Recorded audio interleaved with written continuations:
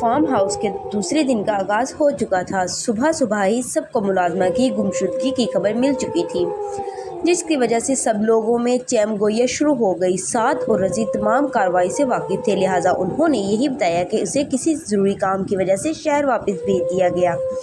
حنا بیگم کو ایک عجیب سی چپ لگ چکی تھی، جسے سرمد آغا واضح طور پر محسوس کر رہے تھے۔ صبح ناشتے کے بعد سب بارات کے استقبال کی تیاریاں کرنے لگے۔ فارم ہاؤس کے ملازمین انتہائی خوش دکھائی دے رہے تھے۔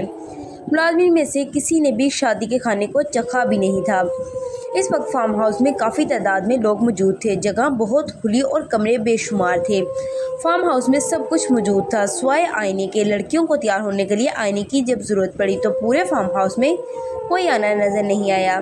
رمشا نے ملازم کو بلا کر آئینہ مانگا تو اس نے کہا، بی بی جی، یہاں کے تمام آئینے وقت گزرنے کے ساتھ اندھے ہو چکے ہیں۔ لڑکیاں یوں ہی اندازے سے تیار ہوئیں۔ آج زرین کا نکاح کی رسم تھی۔ بارات اپنے ٹائم پر ہی پہنچ گئی۔ سب نے باراتیوں کا شاندار استقبال کیا۔ پروگرام کے مطابق نکاح کی رسم کھانے سے پہلے ہی ادا ہونا تھی اور دوری کی وجہ سے آج کی رات براتیوں کو یہیں رکنا تھا اور اگلی صبح سویرے واپس چلے جانا تھا۔ کچھ وقت آرام کرنے کے بعد دلہا کے والد نے کہا کہ اب نکاح پڑھوا دینا چاہیے۔ سب کی رضامندی سے مولوی صاحب نے کارروائی شروع کی۔ دلہا، سمیع اور دلہن کو الگ الگ کمروں میں بٹھایا گیا تھا۔ مولوی صاحب نے کہا کہ وہ سب سے پہلے دلہن سے رضامندی لینا چاہیں گے اور دلہن کے کمرے تک پہنچ گئے۔ انہوں نے زرین سے اجازت لی تو وہ کھلکھلا کر ہنس پڑی۔ زرین کی یہ حرکت سب کو بے حد عجیب اور معیوب سی لگی۔ زرین کی اجازت لے کر مولوی صاحب نے نکاح شروع کر دیا اور آخر میں نکاح نامہ پر زرین کے دستخط کروائے۔ زرین نے مختلف جگہوں پر خوشی خوشی دستخط کر دیے۔ مولوی صاحب زرین کے کمرے سے اٹھ کر دلہا کے کمرے میں آ گئے اور 6 کلمے اور کچھ دعائیں پڑھنے کے بعد سمیع کو نکاح نامہ پر دلہا والی جگہ پر دستخط کرنے کو کہا۔ سمیع اور مولوی صاحب نے دیکھا جہاں دلہے نے دستخط کرنے تھے وہاں کسی اور کے دستخط نمودار ہو گئے اور سمیع کو دستخط کرنے کی کوئی جگہ باقی نہیں تھی۔ سمیع حیران و پریشان ہو کر بولا، مولوی صاحب، یہ کس کے دستخط ہیں؟ یہاں تو مجھے دستخط کرنے تھے۔ مولوی صاحب بھی پریشان ہو گئے کہ ایسا کب ہوا کہ کسی اور نے دستخط کب کیے۔ مولوی صاحب نے سوچا ہو سکتا ہے نکاح نامہ پر پہلے سے ہی کسی نے سائن کیے ہوں اور میں نے دیکھا نہ ہو۔ انہوں نے زرین کے کمرے میں جا کر نئے فارم پر زرین سے دوبارہ سائن کروائے اور وہاں سے اٹھ کر دوسرے کمرے میں جہاں سب مرد حضرات بیٹھے تھے آئے اور جب دوبارہ سمیع کو سائن کرنے کو کہا تو پھر سے وہی سائن دوبارہ نمودار ہو گئے۔ نکاح کی تقریب میں موجود سب لوگوں کو باری باری نکاح نامہ دکھایا کہ دلہن کے نکاح کے بعد یہ سائن کاغذ پر خود بخود نمودار ہو رہے ہیں اور ایسا دوسری مرتبہ ہوا۔ تقریب میں شریک سب لوگوں نے نکاح نامہ کو باری باری دیکھنا شروع کر دیا اور پریشان ہو گئے کہ یہ کیا ماجرا ہے۔ نکاح نامہ کی رو سے تو زرین کا نکاح اس سائن والے سے ہو چکا ہے، مولوی صاحب نے حیرانگی سے کہا، اور ایسا ایک مرتبہ نہیں 2 مرتبہ ہوا اور زرین کسی اندیکھی مخلوق کے نکاح میں آ چکی ہے۔ سرمد آغا یہ خبر سن کر غش کھا کر گر پڑے۔ سرمد اور سلمان آغا نے بڑھ کر انہیں سنبھالا اور تقریب میں موجود سب لوگوں کو فارم ہاؤس میں ہونے والی تمام باتیں بتانا شروع کی کہ ان کے یہاں پہنچنے سے پہلے پرانے اور قدیم فارم ہاؤس کو دلہن کی طرح سجایا تھا۔ فارم ہاؤس میں آتے ہوئے ایک عورت کو دیکھا جو بار بار ان کے سامنے آتی رہی اور اس کا کہنا یہی تھا کہ شادی تو یہی ہوگی۔ پھر فارم ہاؤس میں ہی ایک کمرے میں زرین کے بچپن سے اب تک کی تمام یادداشتیں باہمہ تصویریں دیواروں پر چسپاں تھیں۔ زرین کے اپٹن کی رسم میں اس عورت کا زرین اور نامعلوم دولہے کو سمیع کے خون سے اپٹن لگانا، یہ سب واقعات ہم اپنی آنکھوں سے دیکھ چکے ہیں۔ ہمیں معلوم ہے کہ یہ ایسی باتیں ہیں جن کو ماننا سب کے لیے ناممکن ہے، پر ایسا ہی ہے۔ سرمد آغا نے سب سے التجا کی کہ ابھی اسی وقت ہم سب کو فارم ہاؤس سے نکل جانا چاہیے اور ہم شہر جا کر زرین کا دوبارہ سے نکاح کروائیں گے۔ سب نے سرمد آغا کی بات سے اتفاق کیا اور جانے کے لیے تیاریاں کرنے لگے۔ 1 ہی گھنٹے میں جانے کی تیاری مکمل ہو گئی اور سب گاڑیوں میں بیٹھ گئے۔ سرمد آغا نے زرین کو اپنی گاڑی میں اپنے ساتھ ہی بٹھانا چاہا تو وہ اسے لینے کمرے میں پہنچے تو زرین غائب ہوئی تھی۔ پورے فارم ہاؤس میں زرین کا نام و نشان بھی نظر نہیں آ رہا تھا۔ زرین کی گمشدگی کی اطلاع سب کو معلوم ہونے لگی۔ حنا بیگم، سرمد آغا دکھ اور غم سے نڈال ہو چکے تھے۔ فارم ہاؤس کا چپا چپا چھان مارنے کے باوجود زرین کا پتہ نہیں چل سکا۔ دلہا، سمیع اور باراتیوں نے بھی ہر جگہ ڈھونڈنے میں مدد کی۔ کچھ کا کہنا یہ تھا کہ کہیں خدا نخواستہ کوئی جنگلی جانور نہ اٹھا کر لے گیا ہو، لہٰذا ارد گرد کے تمام علاقے کو دیکھا گیا۔ سب طرف مایوسی ہوئی۔ رات گئے، سب تھک ہار کر فارم ہاؤس واپس آ گئے۔ پریشانی اور دکھ سے سرمد آغا کی حالت تشویشناک ہوتی جا رہی تھی۔ سعد اور رضی نے کچھ لوگوں کو ساتھ لیا اور ملازموں کے اس کمرے میں پہنچ گئے جہاں انسانیوں ہڈیوں کا انبار لگا ہوا تھا۔ وہیں انہوں نے ملازمہ کے پھٹے کپڑے دیکھے اور یقین کر لیا کہ اس کی ہڈیاں بھی یہاں سے ہی ملیں گی۔ رضی کو شک تھا کہ کہیں زرین کے ساتھ بھی ایسا حادثہ نہ ہوا ہو۔ یہ سوچ کر اسے جھرجھری سی آ گئی اور اس کی آنکھوں سے آنسو نکل پڑے۔ ساری رات گزر جانے کا کسی کو احساس تک نہ ہوا۔ صبح کی روشنی میں ایک مرتبہ پھر سے سب زرین کو ڈھونڈنے نکل کھڑے ہوئے۔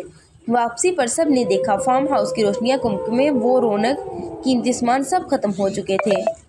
فارم ہاؤس اپنی اسی پرانی اور بسیدہ حالت میں آ چکا تھا۔ ارد گرد کچھ گھر بھی دکھائی دیے گئے۔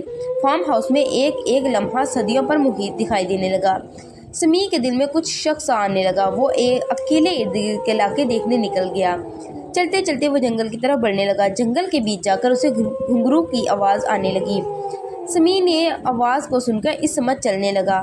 کافی دور پیچھا کرنے کے بعد وہ آواز کے قریب پہنچا تو دیکھا زرین عروسی لباس میں ملبوس خرامہ خرامہ چلتی جا رہی تھی۔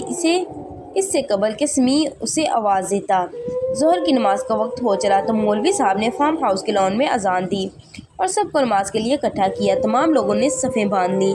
مردوں کی صفوں سے پیچھے خواتین نے بھی اپنی صفوں میں ترتیب دی اور سب نے باجماعت نماز ادا کی۔ نماز کے بعد مولوی صاحب نے سرمد آغا سے کہا، آپ لوگوں کی باتوں سے اور زرین بیٹی کے اس طرح غائب ہو جانے سے صاف ظاہر ہے کہ اس فارم ہاؤس میں جنات موجود تھے، اور اب اس فارم ہاؤس کی حالت بھی یہی کہہ رہی ہے کہ یہاں سے ایسی مخلوق آباد تھی۔ کل فارم ہاؤس ایک خوبصورت محل دکھائی دے رہا تھا اور آج اس کی خستہ حالی یہ بتا رہی ہے جیسے اب وہ مخلوق یہاں سے جا چکی ہے۔ جہاں تک میں سمجھ سکا ہوں وہ یہ ہے کہ زرین بیٹی کا نکاح کسی جن ذات سے ہوا ہے اور وہ اسے اپنی دنیا میں لے جا چکا ہے۔ نکاح نامہ پر اسی کے دستخط نمودار ہوتے ہوں گے۔ مولوی صاحب ابھی ان باتوں کا ذکر کر رہے تھے کہ انہیں دور سے کوئی سائیکل سوار فارم ہاؤس میں آتا دکھائی دیا۔ قریب آنے پر اس نے سب کو دیکھا اور ادب سے سلام پیش کیا۔ سرمد آغا نے پہچاننے میں ذرا بھی دیر نہیں لگائی۔ اس سے پہلے کہ سرمد آغا کچھ کہتے اس نے کہا، سلام صاحب، آپ سب کس وقت تشریف لائے؟ مجھے بتاتے میں تھوڑی بہت صفائی کروا دیتا، بس 10 منٹ کے لیے بازار سے سودا لینے گیا تھا۔ رضی اس کی بات کا مطلب سمجھ کر بولا، تو 10 منٹ پہلے کہاں تھے آپ؟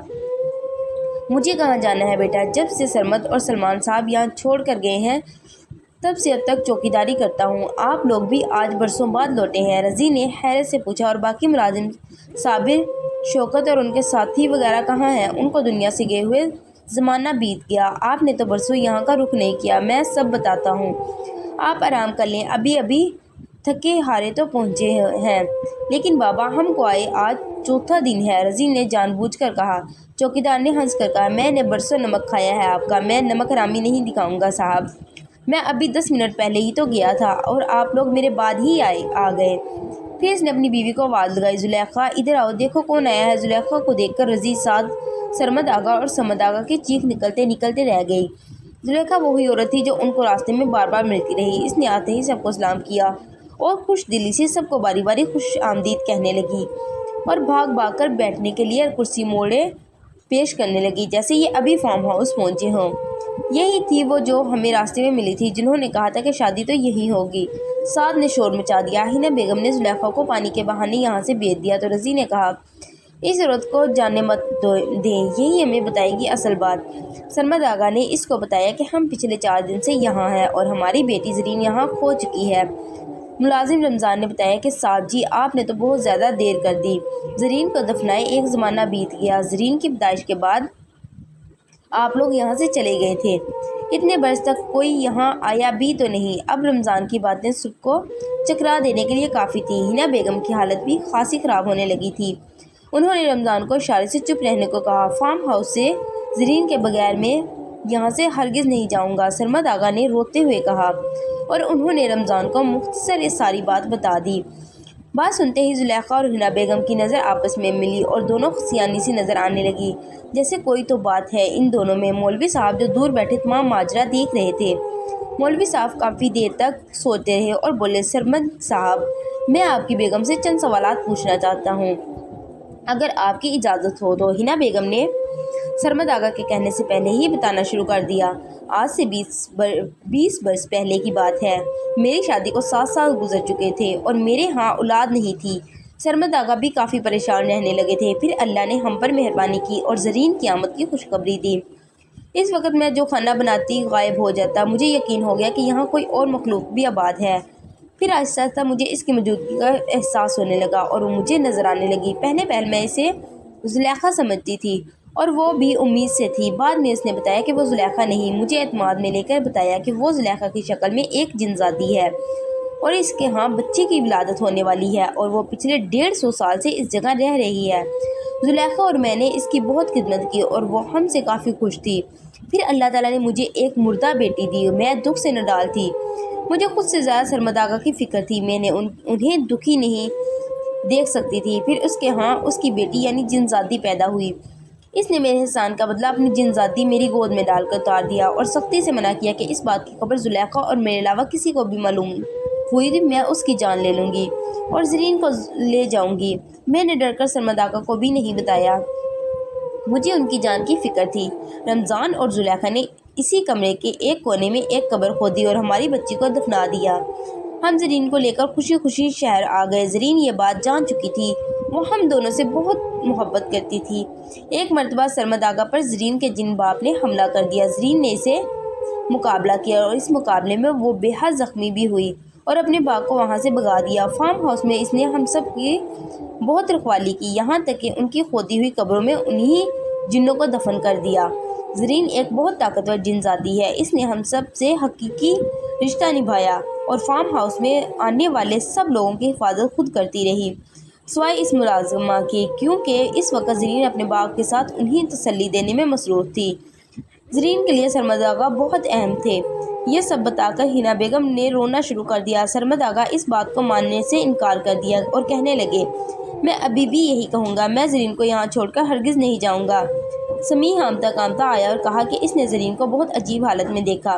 वो चल रही थी लेकिन इसके पाँव ज़मीन पर नहीं थे। इसने मुझे मुड़कर देखा और मुस्कुरा कर कहा कि वापस चले जाओ और वापस मेरे पीछे मत आना, चल कर बसम कर दूँगी।